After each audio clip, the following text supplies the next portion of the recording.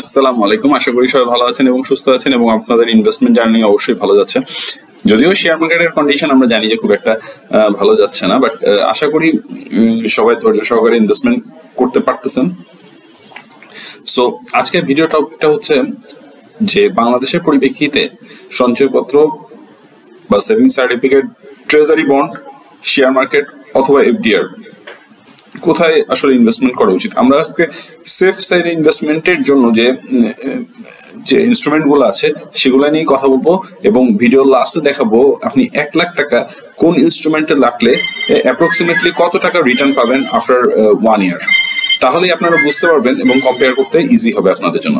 সুতরাং ভিডিওটা পুরোপুরি দেখবেন এবং আশা করি ভিডিওটা আপনাদের ভালো লাগবে। ভালো লাগলে অবশ্যই সাবস্ক্রাইব করবেন। রিসেন্ট আমরা জানি যে সেভিং সার্টিফিকেট একটা ভালো ধরনের রিটার্ন দিয়েছে এবং সেই ব্যাপারে চলুন একটু দেখে আসা যাক। বিভিন্ন নিউজ পেপারে এসেছে এবং জানুয়ারি 1, 2025 থেকে এই সেভিং সার্টিফিকেটের এই রিটার্নটা আসছে।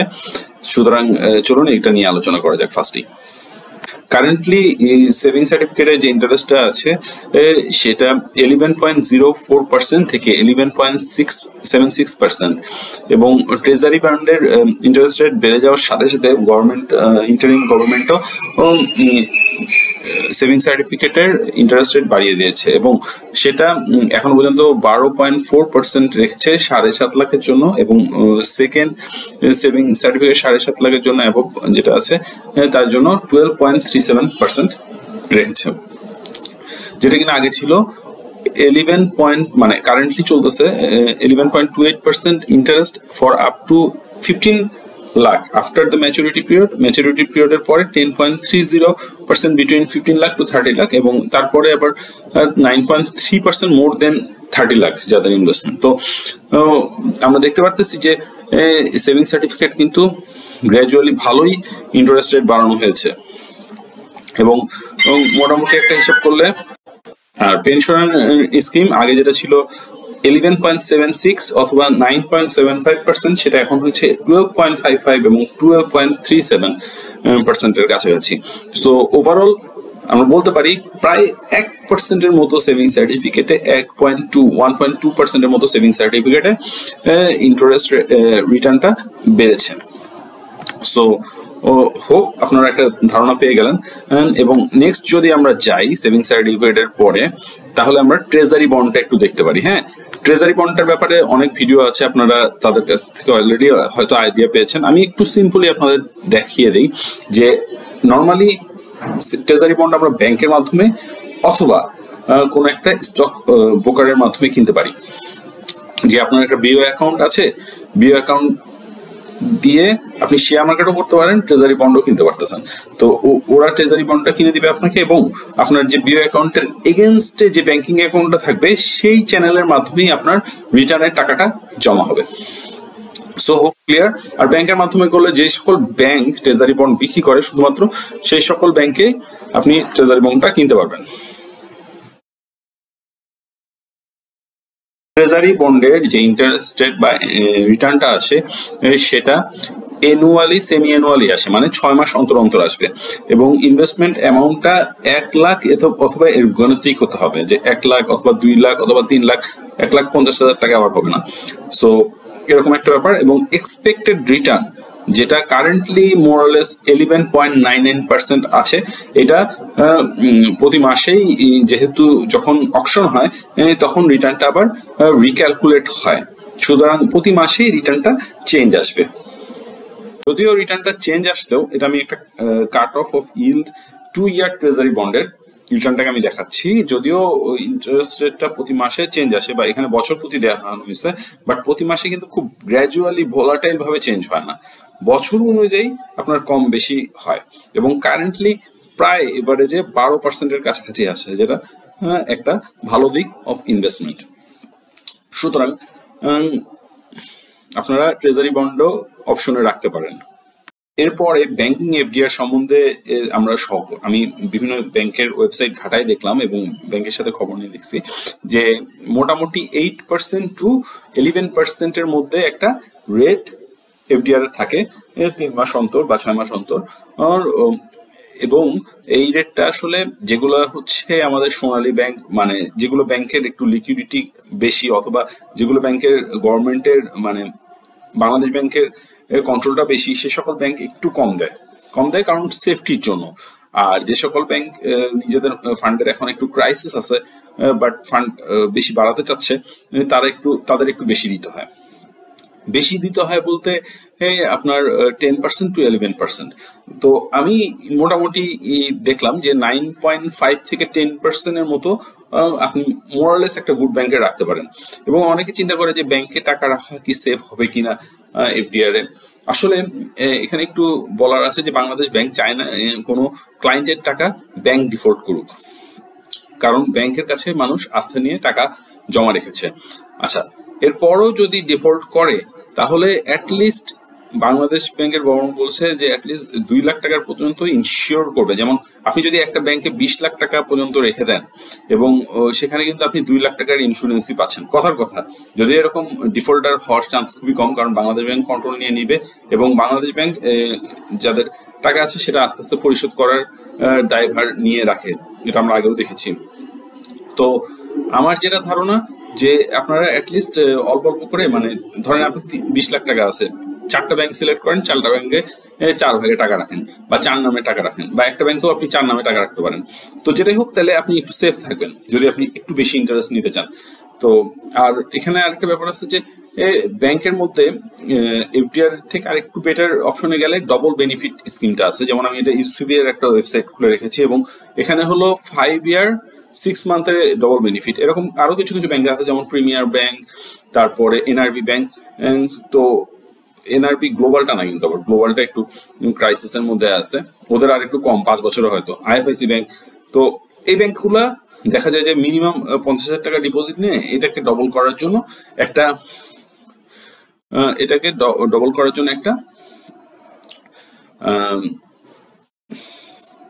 মানে একটা স্কিম তারা রেখেছে। এবং এই স্কিমটাতে আমি একটা হিসাব করে দেখলাম, এই স্কিমটাতে কিন্তু আপনি ইন্টারেস্ট রেট মান্থলি বা 3 মান্থলি অথবা 6 মান্থলি কোনোভাবে পাবেন না, এটা ইন্টারেস্ট সহ ডিপোজিট হবে। এবং ইন্টারেস্ট সহ ডিপোজিট হওয়ার কারণে টোটালটা কম্পাউন্ডিং হয়ে ডবল হবে। আপনারা একটু পরে দেখতে পারবেন যে 3টার কম্পারিজন একদম ক্লিয়ারলি। সো ভিডিওর সাথে থাকুন এবং ভিডিওটা দেখতে থাকুন। আমরা এখন কম্পারিজন দেখব। এখানে আমি একটা এক্সেল চার্ট আগেই করে রেখেছি এবং এই এক্সেল চার্ট অনুযায়ী যদি আমরা একটু দেখি যে ডিসক্রিপশন আমি একটা ইনভেস্টমেন্টে কি কি জিনিস থাকতে পারে সেগুলো রেখেছি। যেমন ইন্টারেস্ট রেট বা রিটার্ন থাকতে পারে, ট্যাক্স কাট থাকতে পারে, যে ট্যাক্সের একটা ডিডাকশন থাকবে, টাইমলাইন কতটুকু হতে হবে এবং রিস্ক ফ্যাক্টর কিরকম হয় নর্মালি, এবং আমরা কিভাবে রিটার্নটা পাবো বা কতদিনে পাবো এই ব্যাপারটা, এবং মেইন এজেন্ট সার্ভিস চার্জ। এটা অনেকে বলে না, এটা একটা হিডেন কস্ট। যেমন আমি যদি একটা ট্রেজারি বন্ড কিনি, যার মাধ্যমে কিনবো তাকে কিন্তু আমার কিছু কস্ট দিতে হবে। যদি আমি একটা সেভিংস সার্টিফিকেট কিনি, যার মাধ্যমে কিনবো তাকে কিন্তু কিছু কস্ট দিতে হবে, খুবই সামান্য, বাট এটা থাকবে। শুধুমাত্র এফডিআর এবং ডবল বেনিফিটে এই সার্ভিস চার্জটা ব্যাংকের সেভিংস অ্যাকাউন্ট বা আদার অ্যাকাউন্ট থেকে কেটে রাখে, এটাও থাকে কিন্তু খুবই সামান্য, যেটা আমি ধরা বা নগণ্য বলে আমি ধরিনি। দেন যদি 1 লাখ টাকা আমি ডিপোজিট করে রাখতাম এবং 1 বছরের জন্য রাখতাম, তাহলে ক্লিয়ারলি ভিজিবল আমরা দেখতে পারবো যে কোন মেথোডোলজিতে আমাদের কতটুকু টাকা রিটার্ন আসতো।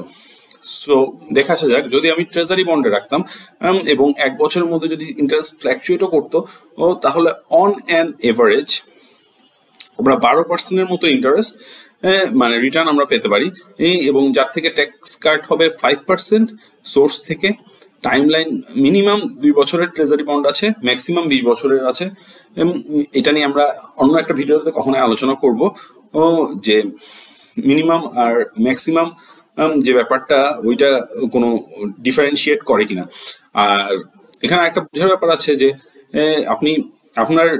আপনি কতদিনের জন্য ইনভেস্ট করতে পারছেন সেটা কিন্তু ফার্স্টে ডিসাইড করতে হবে, যে 1 লাখ টাকা আপনার কতদিন পরে লাগতে পারে বা কোন সময় লাগতে পারে, এটা কিন্তু আগে ডিসাইড করে নিতে হবে। যাই হোক, দেন রিস্কে যদি আসি, ট্রেজারি বন্ডের রিস্ক হলো 0, আর how will get return 6 month in our bank account.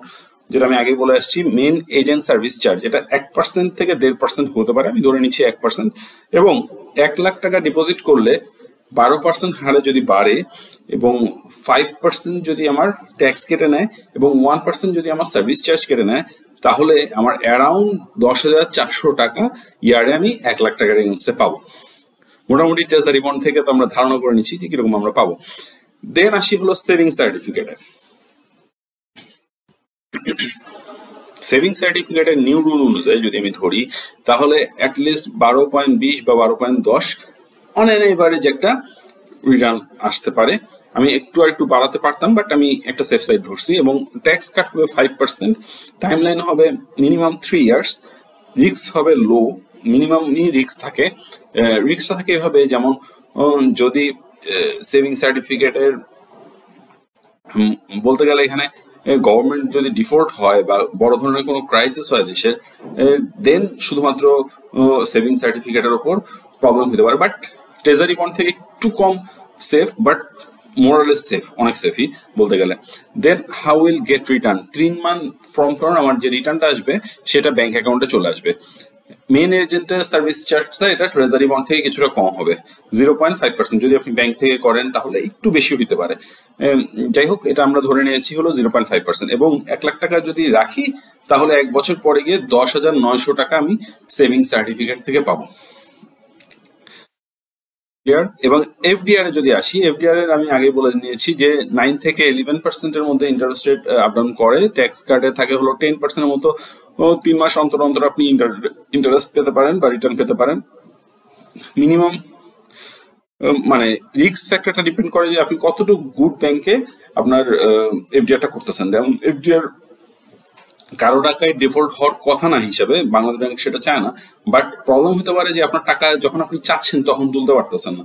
তো আলটিমেটলি এটাও আমি ধরে নিচ্ছি একটা প্রবলেম, এন্ড সেই কারণে আপনাকে গুড ব্যাংক গুলোর মধ্যে এফডিআর করতে হবে। যদি আপনার আমার কাছ থেকে জানতে ইচ্ছে করে গুড ব্যাংক কোনগুলো আমার হিসাবে, সেগুলা জন্য আমি একটা ডেডিকেটেড ভিডিও আপনাদের জন্য বানিয়ে দিব কমেন্ট করলে।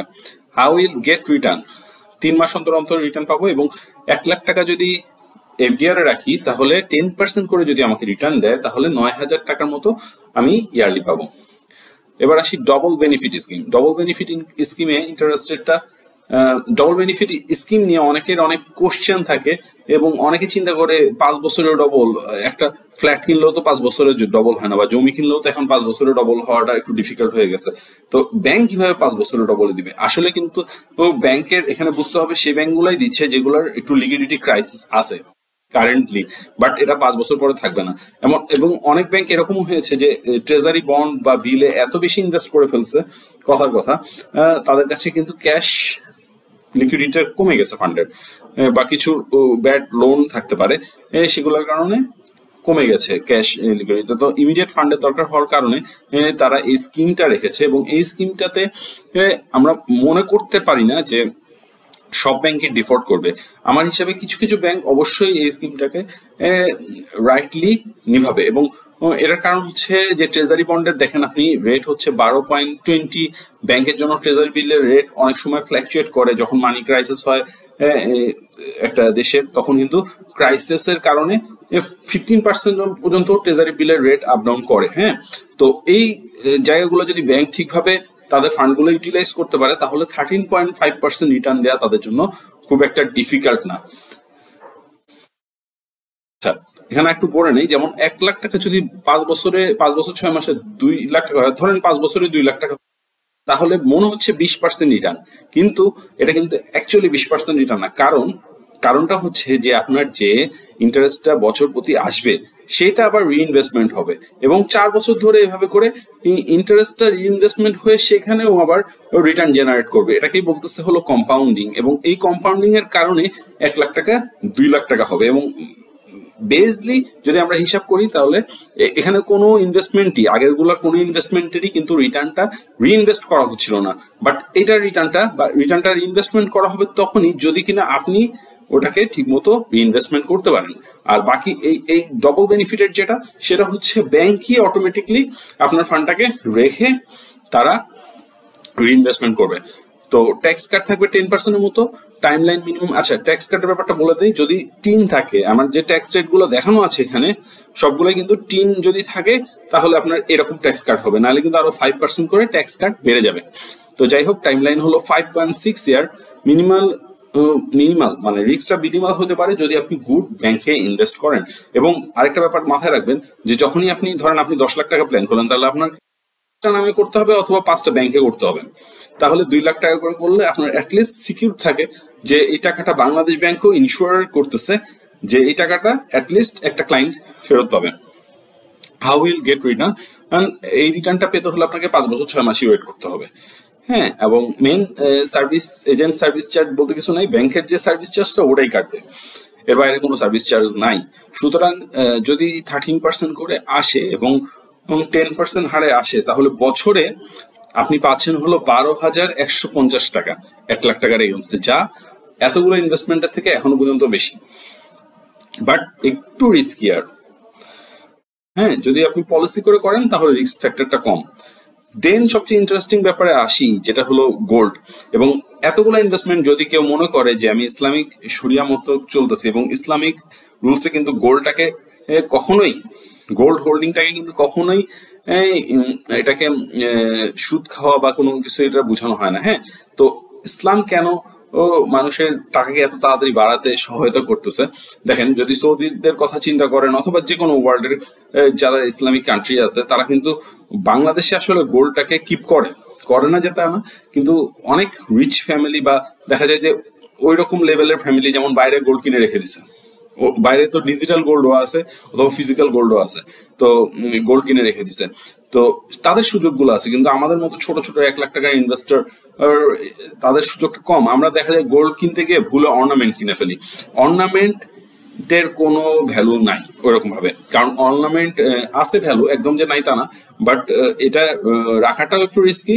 প্লাস হচ্ছে হলো এটার যে অর্নামেন্টের যে রেগুলার একটা অর্নামেন্টের অনেক মিক্স থাকতে পারে গোল্ডের। আপনার লাগবে হলো পিওর গোল্ড বার অথবা ডিজিটাল গোল্ড, দুইটার মধ্যে একটা। আমি আশা করি যে বাংলাদেশে খুব তাড়াতাড়ি ডিজিটাল গোল্ডের ফর্মেটটা যাতে চালু হয়, যাতে আমরা গোল্ডের ডিজিটাল ফর্মে ইনভেস্ট করতে পারি। এবং গোল্ডে যদি আমরা দেখি যে লাস্ট 5 ইয়ার্স অ্যামেজিং একটা রিটার্ন দিয়েছে, যেটা হলো 14%-এর মতো, 14% কম্পাউন্ডিং রিটার্ন। তাহলে হ্যাঁ, সো গোল্ডে যদি আমরা 14% রিটার্ন দেয়, এবং গোল্ডের কিন্তু আলাদা কোনো ট্যাক্সও নাই। হ্যাঁ, গোল্ডের এগেইনস্টে আলাদা কোনো ট্যাক্স নাই, আপনারা ট্যাক্সে মানে গিফট হিসাবে অথবা অন্য কোনো ভাবে দেখায় অনেকে। তো মেইন এজেন্ট সার্ভিস চার্জ এটা একটু বেশি হতে পারে, কারণ আপনি যার মাধ্যমে গোল্ড কিনতেছেন এবং যার মাধ্যমে বিক্রি করতেছেন, এখানে একটু কস্টটা বেশি যেতে পারে। তো এটা যাওয়ার পরেও আপনার 13,300 টাকার মতো রিটার্ন থাকার সম্ভাবনা আছে। 13,300 টাকা। এখন আমরা যদি একটু ওভারঅল দেখি, তাহলে এখানে ফার্স্ট আমাদের রিটার্ন জেনারেট করে দিয়েছে গোল্ড, সেকেন্ড হচ্ছে ডবল বেনিফিট স্কিম, থার্ড হচ্ছে আপনারা যদি দেখেন সেভিং সার্টিফিকেট, ফোর্থ হচ্ছে ট্রেজারি বন্ড, এবং সবার লাস্টে হলো এফডিআর। তো আমরা মনে করলেই হবে না যে ট্রেজারি বন্ড থেকে আমি অনেক ইনকাম করতে পারবো, বাট এখানে একটা ক্লিয়ার পিকচার অ্যান্ড ভিজুয়ালাইজেশন আপনাদের জন্য দেওয়া হলো, যাতে আপনারা ডিসিশন নিয়ে ইনভেস্ট করতে পারেন এবং আপনারা বুঝতে পারেন যে কতদিনের জন্য আপনি কোন ইনভেস্টমেন্টটা করতে পারেন। মিনিমাম টাইম লাইনটা দেওয়া আছে। হ্যাঁ, তো হোপ আপনাদের এই ভিডিওটা ভালো লাগবে এবং কাজে আসবে। এবং আমি রিসেন্টলি একটা কোর্স করাইতেছি, সেটা হচ্ছে যে কিভাবে ফিনান্সিয়াল ম্যানেজমেন্ট করা যায়। এখানে আমি বাজেটিং থেকে শুরু করে আপনার অ্যাসেট অ্যালোকেশনের ব্যাপারগুলো নিয়ে পর্যালোচনা করব, কিভাবে আপনি আপনার ডাটাগুলো সেভ করতে পারেন এবং কিভাবে ভালোভাবে ইনভেস্টমেন্ট করতে পারেন, সেগুলো নিয়ে আলোচনা করব। সুতরাং যদি আপনার কোর্সটা করতে ইচ্ছা করে, তাহলে অবশ্যই নিচে আমার মেল আইডি আছে, এখানে যোগাযোগ করবেন। Thank you all. এরকম ভিডিও যদি আপনারা আরও দেখতে চান, আমাকে অবশ্যই কমেন্ট করবেন।